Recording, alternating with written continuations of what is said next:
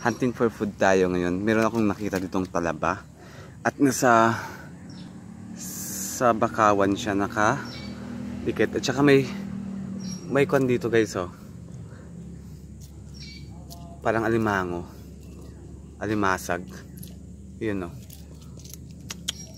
At saka guys, careful lang tayo dito pag kumuha kasi matulis to eh. Napaka sharp itong edge ng clam. Oyster tawag dito. Ito, daming guys oh. Tingnan nyo yan. May mga crabs. Tatlo sila eh, nandito maliit ito. Nandito maliit sa taas. Tapos ito.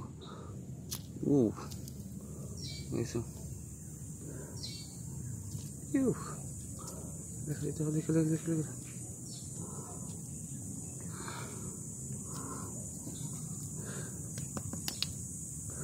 Ito guys oh. Yung oyster tawag dito yata.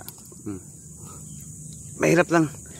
It's so difficult to open the shell because it's so very sharp and pointed. So itong nakuha ko wala siyang laman. Ito. Mabilis lang siyang mabuksan kasi wala naman siyang laman. Ito yung mga ganito ay meron. Pero mahirap kasi matulis. Matulis guys, nakakasugat to. Tingnan mo to. Yung limasag. Alis ka dyan. Alis.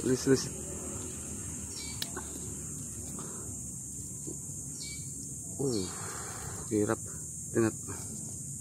Naghahabol